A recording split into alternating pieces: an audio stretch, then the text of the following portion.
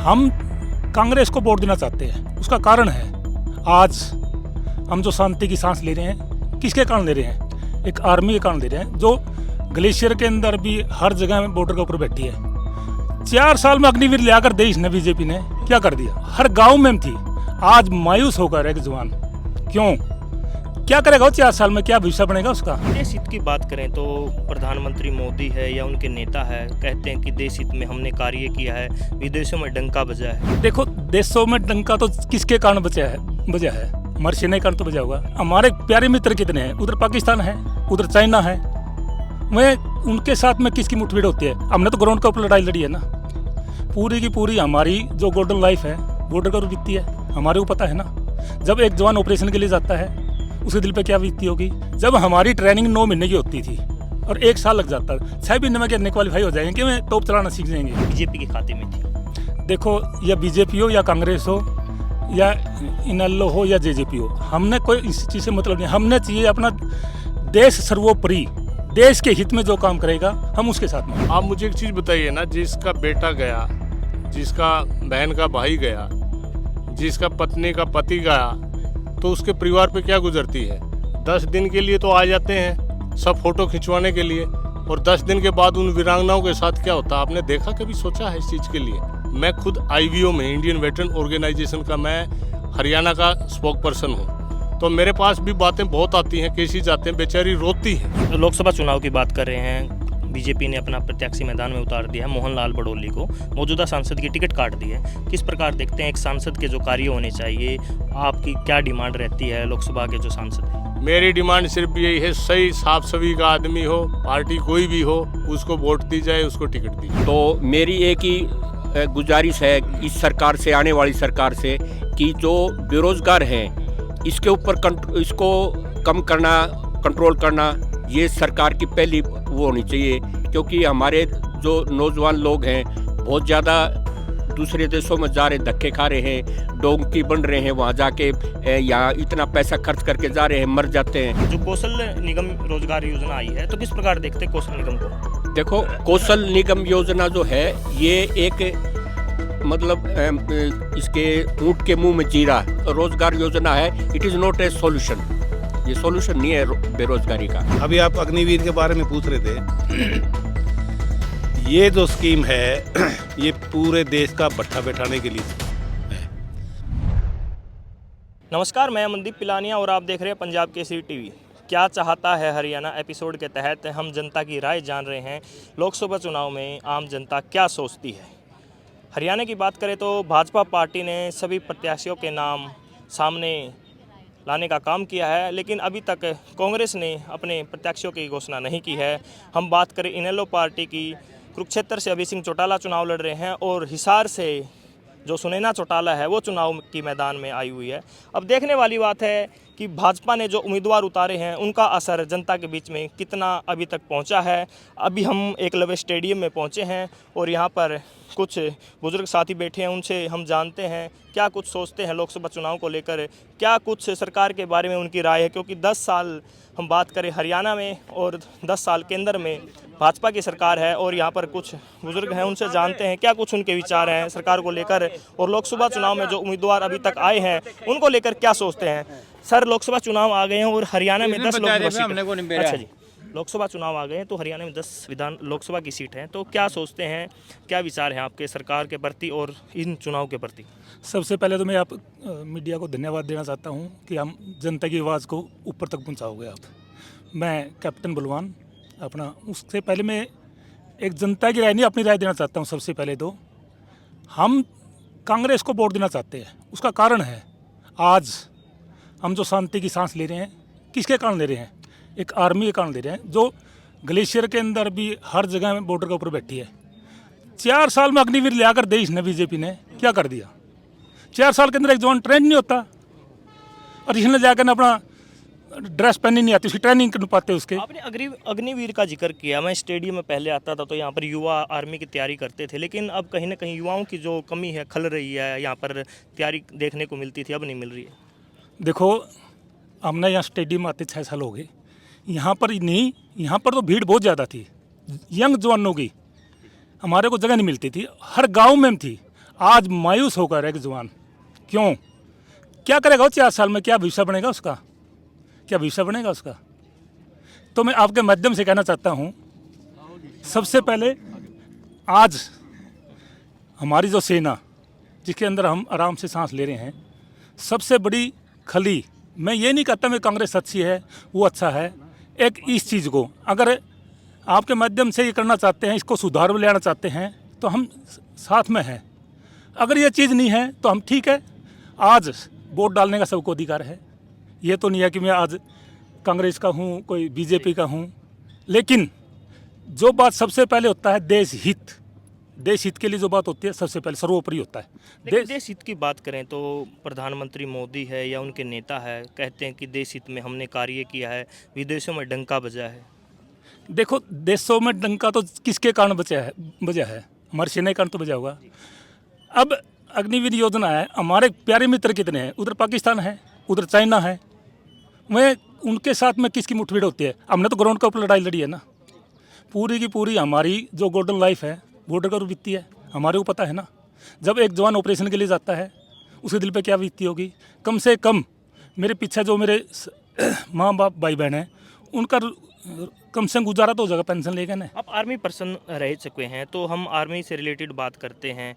अब कहते हैं, सुनने में आता है कि मोदी सरकार बनने के बाद जवानों को सुविधा मिली है, चाहे बुलेट प्रूफ जैकेट की बात करें या जो अन्य जो पहले सुविधा नहीं मिलती थी, अब कहीं ना कहीं सुधार हुआ है। तो क्या सोचते हैं ये सच्चाई है? ये कोई सच्चाई नहीं है, पहले भी सारी चीज़ें लागू थी, हर चीज़ मिलती थी। पहले भी ग्लेशियर के अंदर जो क्लोथिंग मिलता था वो मिलता था, उसके बाद में पहले भी हथियार थे हमारे पास में, ऐसा कुछ नहीं आया है। और पहले भी ऑपरेशन होते थे, आज भी ऑपरेशन हो रहे हैं। देखो, आर्मी को राजनीति से अलग रखो। अगर राजनीति के अंदर आर्मी का कहाँ नंबर आता ना कहीं में नंबर आता, गलत है। आर्मी सीधे अपना देश के लिए है, ना कि राजनीति के लिए। लोग इस पर राजनीति कर रहे हैं, ये गलत है ये चीज़। तो अगर मेरी आवाज़ आपके माध्यम से जाना चाहती है तो मैं सबको यही बताना चाहता हूँ, मैं देखो जो अग्निवीर योजना है गलत है, नंबर 1।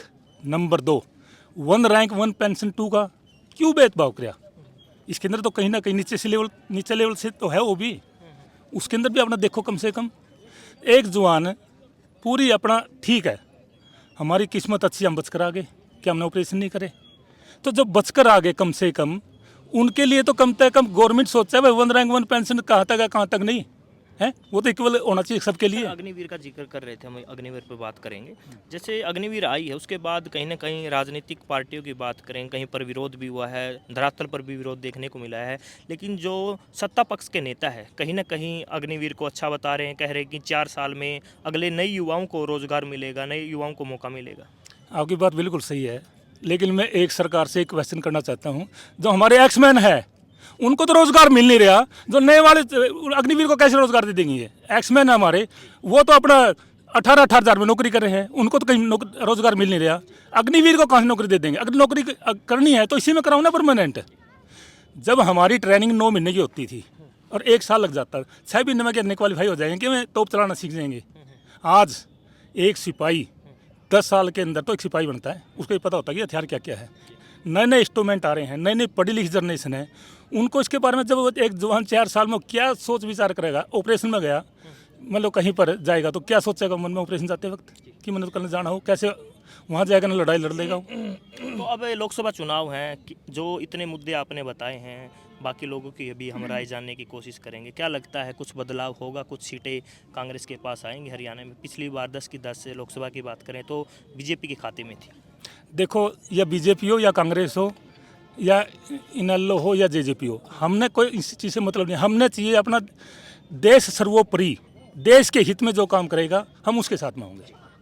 सर, आप क्या सोचते हैं? सर ने बताया अग्निवीर को लेकर आप किन प्रकार से मुद्दे को देखते हैं, क्योंकि अग्निवीर की बात करें या अन्य जो मुद्दे हैं देश में चले हुए हैं, किस प्रकार देखते हैं, और जो माहौल है देश में चला हुआ है कितना प्रभाव डालेगा लोकसभा चुनाव पर? देखिए, मैं आपको एक चीज़ बताता हूँ। मैं सैनिक होने के नाते मेरा एक ही है, सैनिक धर्म है और देश सर्वोपरि है। अब पार्टी कोई भी आए कोई भी जाए, इसमें सैनिक और सेना को इन्वॉल्व नहीं होना चाहिए और ना ही करना चाहिए। रही अग्निवीर की बात, हमने शुरू में भी विरोध किया था और आज भी हम इसके विरोधी हैं। जो वहाँ ग्राउंड पे काम करता है उसको पता है। अब मान लीजिए मैं श्रीलंका में भी रहा हूँ, ग्लेशियर में भी रहा हूँ, लगभग 32 साल सर्विस किया है। अगर जिस बंदे के पीछे ये नज़र आ रहा मेरे को तो अब 3 साल में जाना है और वहाँ पर जाके कोई फ्यूचर नहीं है, कुछ नहीं है। लेकिन एक सेना की जो है ना वो सर्विस नहीं है, एक जुनून और जज्बा होता है। और जिसको ये पता है 4 साल बाद तेरे को निकाल देंगे, उसका क्या जुनून और जज्बा क्या होगा। सर हम अग्निवीर की बात कर रहे हैं। अग्निवीर में पीछे भी चर्चाएं चली थी, विपक्ष भी बड़े मुद्दे उठाता है। जो अग्निवीर है शहीद हो जाते हैं तो उनको शहीदी का दर्जा नहीं मिलता है, तो उसको किस प्रकार देखते हैं? आप मुझे एक चीज़ बताइए ना, जिसका बेटा गया, जिसका बहन का भाई गया, जिसका पत्नी का पति गया, तो उसके परिवार पे क्या गुजरती है। 10 दिन के लिए तो आ जाते हैं सब फोटो खिंचवाने के लिए, और 10 दिन के बाद उन वीरांगनाओं के साथ क्या होता है, आपने देखा, कभी सोचा है इस चीज़ के लिए? 10 दिन के बाद उनके पास कोई नहीं पूछता, उनकी वो हालत हमने देखी है। और कहीं पर भी किसी भी ऑफिस में वो लेडीज़ बेचारी जाती है, जो सैनिक की वीरांगना है उसके साथ ना ढंग से ट्रीटमेंट, किसी प्रकार का भी ऐसा मैं खुद IVO में, इंडियन वेटरन ऑर्गेनाइजेशन का मैं हरियाणा का स्पोक पर्सन हूँ, तो मेरे पास भी बातें बहुत आती हैं, केसेस आते हैं, बेचारी रोती हैं। लेकिन कहने की बातें और हैं, ग्राउंड की बातें कुछ और हैं, सच्चाई कुछ और है। आर्मी पर्सन की बात करें तो लगभग जो रिटायर्ड पर्सन है उनके भी विचार अलग अलग देखने को मिलते हैं। सभी के विचार निजी विचार होते हैं। कोई कहता है कि मोदी सरकार के आने के बाद कहीं ना कहीं आर्मी में सुधार हुआ है या अन्य जो क्षेत्रों में सुधार हुआ है। देखिए, एक चीज़ मैं बताऊंगा, ये तो इंडिविजुअल डिफरेंसेस हैं, अपनी अपनी सोच है, अपनी अपनी राय है। कुछ आदमी किसी एंगल से सोचता है, कुछ किसी एंगल से सोचता है। और सरकार का काम तो सुधार करना ही है, चाहे कोई भी आए, पार्टी चाहे कोई भी हो।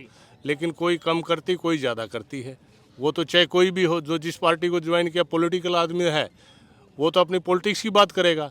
हमें किसी उससे मतलब नहीं है। मैं तो वोटर कार्ड भी 55 साल की एज में बनवाया है, मैं तो वोटर कार्ड भी नहीं बनवाया है। और दूसरा, आपके समक्ष है, मौकाप्रस्त लोग हैं, इसमें टिकट मिला इसमें चले गए, इसमें टिकट मिला इसमें चले गए, जनता जाए भाड़ में। हम लोकसभा चुनाव की बात कर रहे हैं। बीजेपी ने अपना प्रत्याशी मैदान में उतार दिया है, मोहनलाल बड़ौली को मौजूदा सांसद की टिकट काट दी है। किस प्रकार देखते हैं एक सांसद के जो कार्य होने चाहिए, आपकी क्या डिमांड रहती है लोकसभा के जो सांसद हैं? मेरी डिमांड सिर्फ यही है, सही साफ सभी का आदमी हो, पार्टी कोई भी हो, उसको वोट दी जाए, उसको टिकट दी जाए, कोई भी आदमी हो जाए। सर आपके क्या विचार हैं पूरे मामले को लेकर? चुनाव सिर पे आ गए हैं, 25 मई को हरियाणा में वोटिंग होनी है, छठे चरण में चुनाव होने वाले हैं। किस प्रकार देखते हैं इन चुनाव को? आज सबसे पहले मैं आपका बहुत आभारी, धन्यवाद है, थैंक यू पंजाब केसरी को। बाकी देखो, गुप्त कभी भी ये चीज़ें, अपनी वोटिंग है, किसी को बतानी नहीं चाहिए। और ये एक वोटिंग एक हमारा राइट है, हमें अपना राइट ज़रूर इस्तेमाल करना चाहिए। और इसको मैं मीडिया के सामने मैं बताना नहीं चाहता कि किसको वोट दूंगा। और बाकी ये है कि देखो, पार्टियां सब आएंगी और सबको अधिकार है वोट लेने का। तो मेरी एक ही गुजारिश है इस सरकार से, आने वाली सरकार से, कि जो बेरोज़गार हैं इसके ऊपर इसको कम करना, कंट्रोल करना, ये सरकार की पहली वो होनी चाहिए। क्योंकि हमारे जो नौजवान लोग हैं बहुत ज़्यादा दूसरे देशों में जा रहे, धक्के खा रहे हैं, डोंकी बन रहे हैं, वहाँ जाके यहाँ इतना पैसा खर्च करके जा रहे हैं, मर जाते हैं। तो इस चीज़ को मैं ये कहता हूँ भाई, लोगों को, सरकार को अपना एक मैनिफेस्टो रखना चाहिए कि रोज़गार। धन्यवाद। पहले की बात करें तो नरेंद्र मोदी जी ने भी एक दावा किया था, एक मैनिफेस्टो में अपनी घोषणा की थी, हर साल 2 करोड़ युवाओं को रोजगार मिलेगा। और हरियाणा की बात करें तो अभी फिलहाल नायाब सिंह सैनी मुख्यमंत्री, उनसे पहले मनोहर लाल खट्टर मुख्यमंत्री थे, उन्होंने भी कहा कि हमने कौशल निगम के जरिए 1 लाख युवाओं को रोजगार देने का काम किया है। जो कौशल निगम रोजगार योजना आई है, तो किस प्रकार देखते हैं कौशल निगम को? देखो, कौशल निगम योजना जो है, ये एक मतलब इसके ऊँट के मुंह में जीरा। आप एक बच्चे को 3 महीने 4 महीने का सैंक्शन मिल के उसको देते हो, ठीक है। साल में ज़्यादा से ज़्यादा कितने 6 महीने उसको ट्रेनिंग दे के वहाँ पर एक तरह से अप्रेंटिस होती है, तो वो हम उसको जैसे स्टाइफंड देते हैं। बट वो ठीक है, एक उसको तैयार कर रहे हैं, बट रोज़गार नहीं है ये सिर्फ हमारा फ़ायदा है। हम सरकार का, हमारे खाली पड़े पद, उनमें वो हम काम लेते हैं, उनसे काम करवाते हैं। तो एक तरह से ये जो कौशल रोज़गार योजना है, it is not a solution, ये सॉल्यूशन नहीं है बेरोज़गारी का। तो यहाँ पर हाँ जी सर, हाँ जी सर। 18,000 रुपये में क्या हो जाएगा? एक बच्चे की फीस नहीं दे सकते हैं? आप बताओ ना मुझे। 18,000 रुपये में एक बच्चे की स्कूल की फीस नहीं दे पा रहे हैं। स्कूल की फीस है, ये महंगाई इतनी हो रही है, तो ये बेसिक चीज़ ये देखो ना, ये ठीक है ना। कैप्टन साहब यहाँ पर हैं तो उनसे जानते हैं। सर, आप किस प्रकार देखते हैं, चुनाव सिर पे आ गए हैं, लोकसभा के, देश का सबसे बड़ा चुनाव है। भाई सबसे पहले तो नमस्कार पंजाब केसरी के जो हमारे पास आए। पहली बात तो हमारे को राजनीति का इतना ज्ञान नहीं है, ठीक है। रही बात जिस चीज़ के बारे में हम क्वालिफाइड हैं उसका राजनीति से संबंध नहीं है। तो राजनीति में कौन किसको जिताएगा, पब्लिक किसकी तरफ मूड है, वो पब्लिक के ऊपर डिपेंड करता है। बाकी मैं जो वोट करता हूँ उस उम्मीदवार के ऊपर, जो उसमें भाई किस टाइप का है, वो किस पार्टी का, पार्टी से मेरे कोई लेना देना नहीं है, ठीक है। अभी आप अग्निवीर के बारे में पूछ रहे थे। ये जो स्कीम है ये पूरे देश का भट्ठा बैठाने के लिए है। और ये बोल रहे हैं ना, एक दिन डिस्कस हुई थी, बोला आजकल के बच्चे बड़े टेक्नोलॉजिस्ट हैं, उनकी टेक्नोलॉजी अच्छी है। और मैं ये कहता हूँ जहाँ पर हमने नौकरी की है, जहाँ लड़ाई लड़ी है, कारगिल युद्ध लड़ा मैंने, वहाँ पर टेक्नोलॉजी की ज़रूरत नहीं है, वहाँ पर चाहिए स्पेशलाइजेशन, ठीक है। चाहे ऊपर से आधा टेढ़ा कैसे ही पटको सीधा खड़ा मिले। और हमारा कोई पार्टिकुलर एरिया नहीं है कि भाई यहाँ जींद में आकर के यहाँ नौकरी कर रहे हैं। हमारे को तो समुद्र में, रेगिस्तान में, नालों में, जंगलों में, नदियों में, पहाड़ों पर बर्फ़ -45 डिग्री तक हमने नौकरी की है, ठीक है। तो वहाँ पर टेक्नोलॉजी की ज़रूरत नहीं है, स्पेशलाइजेशन चाहिए सिर्फ। तो ये स्कीम बिल्कुल गड़बड़ में है। दूसरी बात ये OROP-2 का बताया था, इसमें जो MSP है, जो अपना कम्बिटेंट हैं यानी युद्ध लड़ने वाले हैं, उनकी तो 5200 रुपये, और जो हॉस्पिटल के अंदर नर्स बैठी हैं उनकी 10,500 रुपये। जो कम्बिटेंट हैं ही नहीं, उनको हथियार ही लागू नहीं है। हाँ, MNS मिलिट्री नर्सिंग सर्विस, उनको 10,500। तो यहाँ पर सभी आर्मी के जो रिटायर्ड पर्सन हैं उन्होंने अपने विचार रखे, तो यहाँ पर भी हम जानने की कोशिश करते हैं। सर, आप किस प्रकार देखते हैं जो चुनाव आए हैं सिर पर, कितना बदलाव देश की जनता चाहती है या फिर दोबारा मोदी सरकार को चाहती है? देखिए, सबसे पहली बात है युवा के लिए। मैं यहाँ इसी ग्राउंड में देखता था पहले, कम से कम 400-500 बच्चे मिलिट्री के लिए तैयारियां करते थे और रेस वगैरह लगाते थे, अपनी तैयारी करते थे। अब मैं देख रहा हूँ यहाँ 10 बच्चे भी नहीं हैं, क्योंकि जब से ये अग्निवीर योजना सरकार ने लागू की है तो बच्चों को साफ दिखाई देता है कि भविष्य अंधकार में है। और हमारे नौजवान का भविष्य अगर अंधकार में होगा तो यू कैन इमेजिन, आप अनुमान लगा सकते हैं भाई, आने वाली पीढ़ी जो नौजवान तबका है वही तो हमारे देश का भविष्य है। तो हम तो चलो बुजुर्ग आदमी हैं, हमने तो जैसा भी किया बना कर लिया, लेकिन हमें चिंता अपने भविष्य की है।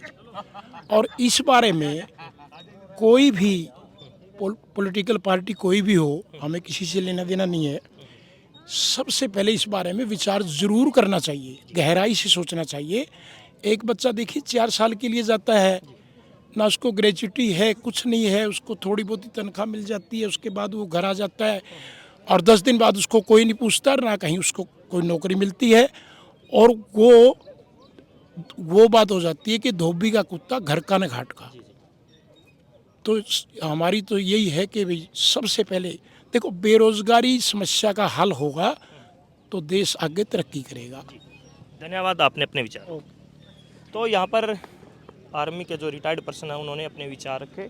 हम कोशिश करेंगे, वहाँ पर भी कुछ लोग हैं तो उनसे भी हम विचार जानने की कोशिश करेंगे लोकसभा चुनाव को लेकर क्या उनके विचार हैं। यहाँ पर जो पूर्व सैनिक थे उन्होंने अग्निवीर को लेकर अपने विचार रखे। लगभग सभी पूर्व सैनिक थे, कोई कैप्टन था, तो यहाँ पर और भी यहाँ पर साथी हैं, उनसे भी जानने की कोशिश करते हैं देश के मुद्दों को लेकर, लोकसभा चुनाव को लेकर। सर, लोकसभा चुनाव आ गए हैं, 25 मई को वोटिंग होनी है। हम फिलहाल सोनीपत लोकसभा की बात करें तो सोनीपत से भाजपा उम्मीदवार मोहनलाल बडोली आ चुके हैं। कांग्रेस के अभी देखो कौन उम्मीदवार आते हैं, तो किस प्रकार देखते हैं लोकसभा चुनाव को आप? भारत बीजेपी के लहर में अपना तो काम शुरू तो गुजरात में रहा है और शुरू तो बीजेपी दे रहे। आप सूरत में रहते हैं? अहमदाबाद में। अहमदाबाद में रहते हैं। तो अहमदाबाद का जो गुजरात मॉडल, मोदी जी कहते हैं कि गुजरात मॉडल अच्छा है। हाँ जी, बहुत बढ़िया है। बढ़िया है। हाँ जी, क्या क्या है वहाँ पर अच्छा जो मतलब मोदी जी बता रहे हैं? रोड तो देख लो, विकास तो देख लो, सब शुरू से अहमदाबाद हम तो। आप स्टार्टिंग से अहमदाबाद में? हाँ हो गए 25-26 साल। 25-26 साल आपको अहमदाबाद में हो गए, तो हरियाणा में आते हैं तो क्या आपको लगता है कि गुजरात में जो काम हुए हैं यहाँ पर भी होने चाहिए? होने चाहिए, फिर होते तो नहीं ना, यहाँ पर भी तो बीजेपी की सरकार है, फिर हो तो नहीं रहे ना काम तो। कमी कहाँ लगती है आपको? गुजरात में बीजेपी की सरकार है, हरियाणा में बीजेपी की तीसरा दिन हड़ताल रहा है, कोई कहाँ कितने चक्के जाम है, कहाँ कितने चक्के जाम हो रहा है 24 घंटे। गुजरात में ये काम होता नहीं ना। लेकिन चक्के जाम की बात करें तो कहीं ना कहीं उनकी डिमांड रहती है कुछ ना कुछ। डिमांड कोई कि मैं मांग ले, कोई कि मैं मांग ले, डिमांड सरकार थोड़ी इतनी पूरी करेगी। तो जनता की उम्मीदें कहाँ से? मैंने बात पूरी करेगा ना सरकार। अच्छा, कुत्ता मर जाओ तो रोड जाम है, हरियाणा तो ये काम है ना। तो यहाँ के जींद के व्यक्ति मिले जो गुजरात में रहते हैं, उन्होंने अपने विचार रखे गुजरात मॉडल को लेकर, मोदी जी को लेकर। सर आप क्या कहना चाहेंगे? ये चुनाव आ गए सिर पर, कि किस प्रकार देखते हैं देश की जो जनता का मूड है? आप स्टेडियम में आते हैं, किस प्रकार लगता है आपको मूड? सर भारत विश्व में सबसे बड़ा लोकतंत्र है और बिल्कुल त्यौहार की तरह मनाएंगे इसको। विकास आप देखने लायक रहे हैं सर, जो विकास हो रहे हैं कि आप जो क्वेश्चन करो तो मान। विकास की बात करें तो विकास की ही बात करेंगे हम। स्टेडियम की बात करें, एकलव्य स्टेडियम है, यहाँ पर खेल से ज़्यादा रैलियाँ होती हैं, तो क्या देखते हैं इस स्टेडियम में रैलियाँ होनी चाहिए नहीं? देखो सर अभी इसकी शायद वो ग्रांट वो बनना है, ये वो जो निर्वाणा में बना हुआ है ना सिंथेटिक वाला, अभी ग्रांट टाइम हो गया सर उसको, हाँ। 3-4 साल हो गए। Yes sir. सर सरकारी काम कई बार सड़क के होते हैं, आप भी समझदार। नहीं, मैं आम नागरिक की तरह पूछ रहा हूँ आप लोगों से, जैसे यहाँ पर रैलियाँ होती हैं, होनी चाहिए या नहीं होनी चाहिए? देखो रैलियों के लिए एक निश्चित जगह होनी चाहिए। मेरी जान में जींद में निश्चित जगह स्टेडियम किया हुआ है इन्होंने, भाई यही रैलियाँ होती है। अगर उन देखा तो जब इसको पूरा मेंटेन कर देंगे ना, उसके बाद तो रैली आपको ही बाहर होंगे। सर अभी मेंटेन तो नहीं किया हुआ है ना, मेंटेन होने के बाद रैलियाँ बाहर हो हम जाएंगी। चुनाव को लेकर बात कर रहे थे, चुनाव पर क्या सोचते हैं? जो मोदी जी की नीतियाँ हैं कितनी प्रभावित हैं, कितना अच्छा काम हुआ है 10 साल में? सर आप मेरे से ज़्यादा समझदार आप। मैं जनता का मूड जानने के लिए आया हूँ। जनता का मूड क्या है? आप मेरे से ज़्यादा समझदार आप हैं किसी भी मामले में। नहीं, जनता का मूड जानने के लिए आया हूँ। जनता क्या? देखो सर जनता का मूड आपने सर से पूछ भी लिया, ये गुजरात की बात कर रहे थे, लेकिन सारी बातें। देखो सर गुजरात रहते हैं, आप हरियाणा में रहते हैं, सर ने गुजरात का माहौल बताया है, आप हरियाणा का माहौल बताएं ना। जींद में क्या माहौल है, कितना काम हुआ है? सर जींद में एक मेडिकल कॉलेज ही आया, अब मेन देखा जाए तो। एक रोड का मामला में हम कह सकते हैं, रोड के मामला में गडकरी साहब ने अच्छा विकास किया हुआ रोड के मामले में। बाकी तो आप सब कुछ देखने लगे रहे। तो सर आप क्या कहना चाहेंगे, पूरे विचार क्या रखना चाहेंगे आप? बच्चे आपके विचार जानेंगे। हाँ जी, आप क्या कहना चाहेंगे? हाँ आप बताइए, बोलो। चुनाव हैं, आप अभी बच्चे हैं, तो किस प्रकार देखते हैं आपको? देश का प्रधानमंत्री कौन है? देश का प्रधानमंत्री बच्चा है, अभी इसको नहीं पता है राजनीति के बारे में, तो इसका मन था विचार रखने का। लेकिन हम यहाँ पर एकलव्य स्टेडियम में पहुँचे हैं, जनता से हमने विचार जानने की कोशिश की है। स्टेडियम के बारे में बताएंगे, स्टेडियम के बारे में बताओ।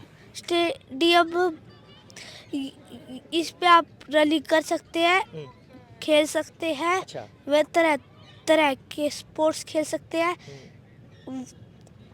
जब वो क्या नाम है आपका? आर्यल, सीढ़ियों के ऊपर ऊंचे नीचे झूलों पे खेल सकते हैं, बस। आर्यन ने खूबियाँ बताई हैं स्टेडियम की, स्टेडियम में क्या क्या काम हो सकते हैं। आर्यन ने बताया कि रैलियाँ भी हो सकती हैं, बच्चे खेल भी सकते हैं, अन्य प्रकार के जो कार्य हैं या घूम फिर भी सकते हैं। तो आर्यन ने अपने विचार रखे हैं, बहुत अच्छा है इस उम्र में जो विचार रखते हैं। तो हम बात कर रहे थे, यहाँ पर हमने लोगों से जाने, लोकसभा चुनाव को लेकर, देश के माहौल को लेकर विचार जाने। स्टार्टिंग में हमने बात की, पूर्व रिटायर्ड पर्सन थे, आर्मी के पर्सन थे, उन्होंने अग्निवीर को लेकर खास तौर पर विचार रखे। और यहाँ पर अन्य लोगों से भी हमने बात करने की कोशिश की। एक व्यक्ति गुजरात में जो रहते हैं लंबे समय से, उन्होंने भी गुजरात मॉडल को लेकर अपने विचार रखे। और जो हरियाणा की बात करें या देश की बात करें, अन्य जो विकास कार्य हुए हैं उसको लेकर भी हम बात कर रहे थे। लोगों ने अपने धीरे धीरे अपने विचार रखे। तो साथियों, लोकसभा चुनाव को लेकर आप क्या सोचते हैं, आपके क्या विचार हैं? कमेंट बॉक्स में अपने विचार ज़रूर बताएं।